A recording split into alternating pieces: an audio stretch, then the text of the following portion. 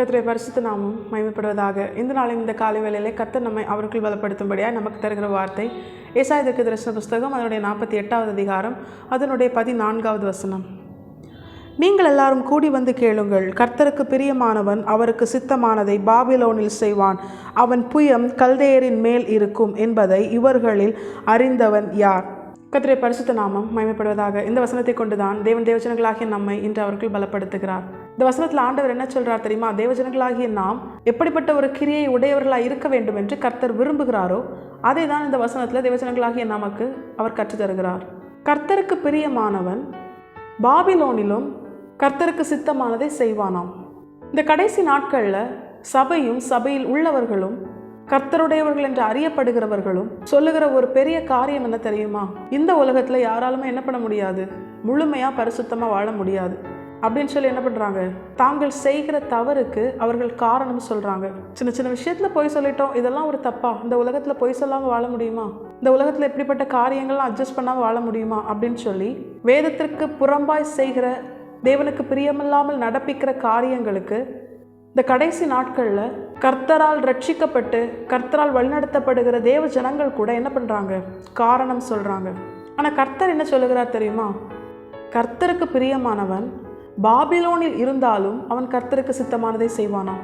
Babylon என்பது எதை உணர்த்துகிறது? எல்லா பாவமும் அருவருப்பும் நிறைந்த ஒரு ஸ்தலமாக ஆரம்ப நாட்களிலே இருந்ததாக நாம் வேதத்தில் பார்க்கிறோம். நேபுகாத் நேச்சார் அந்த பொன்மயமான தலை என்று வேதம் குறிப்பிடுகிறது. அவன் ஆளுகை செய்த அந்த ஸ்தலம் தான் பாபிலோன் என்று வேதம் நமக்கு காண்பித்து தருகிறது. அப்படிப்பட்ட ஒரு பாவம் நிறைந்த இடத்திலும் பிசாசின் தலைமை இடம் என்று வேதம் குறிப்பிடுகிற அந்த இடத்திலும் அந்த தேசத்திலும் கர்த்தருக்கு பிரியமான ஒரு தானியேல், ஒரு சாத்ராக், மேஷாக், ஆபேத்நேகோ இவர்கள் இருந்தார்களே. ஆனால் அந்த பாவம் நிறைந்த ஸ்தலத்திலும் அவர்கள் கர்த்தருக்கு பிரியமானதை, கர்த்தருக்கு சித்தமானதை செய்வார்கள். தேவஜனங்களாகிய நாம் இந்த காரியங்களை உணர்ந்தவர்களாய் நம்முடைய வாழ்க்கையில் நாம் செய்கிற தவறுக்கும் நம்முடைய மனமும் மாமிசமும் விரும்புகிற காரியத்தை செய்துவிட்டு நாம் சொல்லுகிற காரணங்களுக்கும் எந்த விதத்திலுமே தேவன் அந்த காரியத்தை அக்செப்ட் பண்ணலை அப்படின்னு இந்த வசனத்தை கொண்டு கர்த்தர் நமக்கு எச்சரித்து உணர்த்துகிறார். அநேக நேரங்களில் நம்ம ஜெபத்தில் என்ன பண்ணுறோம், கர்த்தர்கிட்டே காரணம் சொல்கிறோம். ஆண்டவரே, அவங்க என்ன இப்படி பண்ணாங்க, அதனால் நான் இப்படி பண்ணிட்டேன், என்னால் என்ன பண்ண முடியல, இப்படிப்பட்ட காரியங்களெல்லாம் அவாய்ட் பண்ண முடியல ஆண்டவரே, இது ஒரு பாவம் நிறைந்த உலகம், இதில் இப்படிலாம் வாழ முடியுமா, முழுமையாக பரிசுத்தமாக வாழ முடியுமா அப்படின்னு சொல்லி கர்த்தர்கிட்டே நம்ம என்ன பண்ணுறோம், காரணம் சொல்கிறோம். ஆனால் ஆண்டவர் சொல்கிறாரு, நீ எனக்கு பிரியமாக வாழ்ந்தா தான் நீ பரலோக ராஜ்யத்திற்கு வர முடியும். அப்படி எனக்கு பிரியமாக வாழ்கிறவன் என்ன செய்வான் தெரியுமா? அவன் பாபிலோனில் இருந்தாலும் அவன் எனக்கு பிரியமானதை, எனக்கு சித்தமானதை, நான் விரும்புகிற ஒரு பரிசுத்த வாழ்க்கையை தன்னுடைய வாழ்க்கையில் வாழ்வான். அதற்கு ஒரு எடுத்துக்காட்டாகத்தான் இந்த 4 நபர்களையும் வேதத்தில் நமக்கு கர்த்தர் காண்பித்து கொடுக்கிறார். அதனால் அவங்களுக்கு என்ன கிடைச்சது அப்படின்னு பார்த்தா, எல்லா ஜனங்களை காட்டிலும் பாவத்திற்கும் மாம்சத்திற்கும் உலகத்திற்கும் உலகத்தில் உள்ளவைகளுக்கும் அட்ஜஸ்ட் பண்ணி போன அப்படிப்பட்ட ஜனங்களை காட்டிலும் அதிகமான பிரச்சனை இந்த 4 நபர்களுக்கும் வந்தது. தானியேலை சிங்க கெபியில் போட்டாங்க. சாத்ராக், மேஷாக், ஆபேத்நேகோவை அக்னி சூளையில் 7 மடங்கு அதிகரிக்கப்பட்ட, இனிமேல் அந்த அக்னி சூளை என்ன பண்ண முடியாது, அதை அதிகரிக்கவே முடியாது. அந்த அளவுக்கு எக்ஸ்ட்ரீமாக அந்த அக்னி சூளையை சூடாக்கின பிற்பாடு அதில் அவங்கள போட்டாங்களாம். அவங்கள தூக்கி போன சேவகர்கள் கருகி போனாங்களாம். அந்த அளவுக்கு கொடூரமான ஒரு தண்டனை இந்த 4 பேருக்கும். ஆனால் கர்த்தருக்கு அவர்கள் பிரியமாக இருந்ததுனால கர்த்தர் அவர்களை கூடவே இருந்து பாதுகாத்தார். சிங்கத்தின் வாயை தம்முடைய தூதனை அனுப்பி கட்டினார். அக்னி சூளையிலே தாமே வந்து அவர்களோடு கூட இருந்து அந்த அக்னியின் வாசனை கூட அவர்கள் மேல் வராதபடிக்கு அவர்களை அக்னியிலே தம்மோடு கூட சந்தோஷமாய் உலாவும்படி கர்த்தர் கிருபை செய்தார். தேவஜனங்களாகிய நாம் இதை உணர்ந்திருக்க வேண்டும்.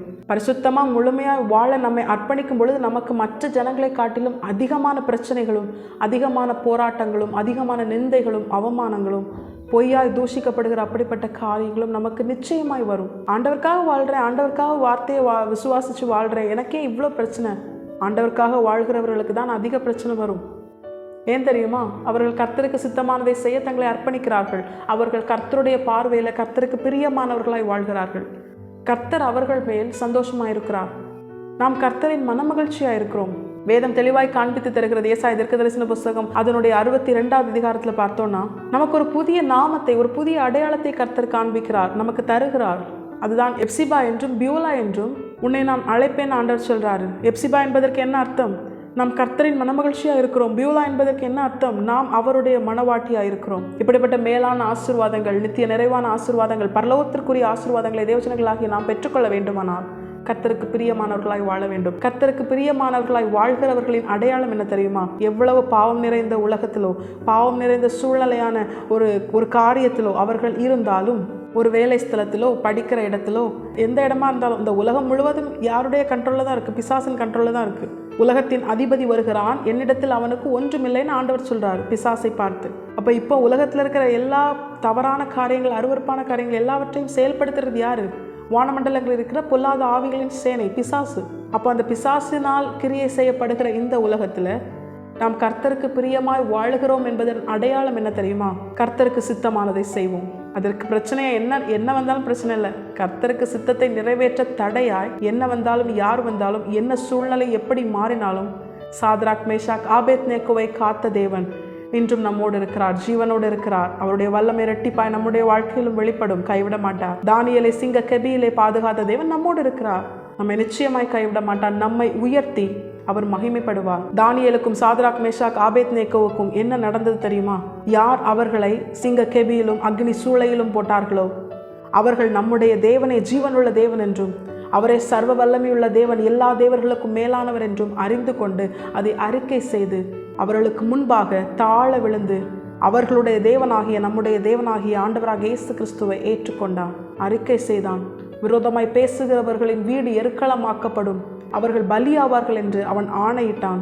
அவர்களுக்கு விரோதமாய் யாரும் எழும்பக்கூடாது என்று அவன் ஆணையிட்டான். இவ்வளவு பெரிய சர்வ வல்லமையுள்ள தேவன் நம்மோடு இருக்கிறார், இன்றும் ஜீவனோடு இருக்கிறார். தம்முடைய வல்லமையை இன்னும் இரட்டிப்பாய் வெளிப்படுத்த அவர் போதுமானவரும் உண்மையுள்ளவரும் சர்வ வல்லமையுள்ளவருமாயிருக்கிறார். நிச்சயமாய் நமக்கும் செய்வார். தேவஜனங்களாகிய நாம் எந்த சூழ்நிலையில் இருந்தாலும், பாபிலோனை போல பாவம் நிறைந்த உலகத்தில் தான் இருக்கிறோம், அதை காட்டிலும் கேடுள்ள நிலையில் உள்ள உலகத்தில் இருக்கிறோம். இந்த சூழ்நிலையிலும் கர்த்தருக்கு பிரியமானவர்களாய் வாழ நாம் நம்மை முழுமையாக அர்ப்பணிப்போம். அதன் அடையாளமாய் கர்த்தருக்கு சித்தமானதை நாம் நம்முடைய வாழ்க்கையில நிறைவேற்றி பரிசுத்தமாய் கர்த்தருக்கு பிரியமாய் அவர் வந்து தங்கி உலாவுகிற அவருடைய ஆலயமாய் கர்த்தருக்காக வாழ நாம் நம்மை முழுமையாய் கர்த்தருடைய பாதத்திலே அர்ப்பணிப்போம். கர்த்தர் தாமே இந்த வசனத்தை கேட்டு நாம் அனைவரையும் ஆசீர்வதித்து வழி நடத்துவாராக. கர்த்தருடைய பரிசுத்த நாமம் மட்டுமே மகிமைப்படுவதாக. மாரநாதா இயேசு வருகிறார். ஆயத்தமாகவும் பிறரை ஆயத்தப்படுத்துவோம். ஆமென்.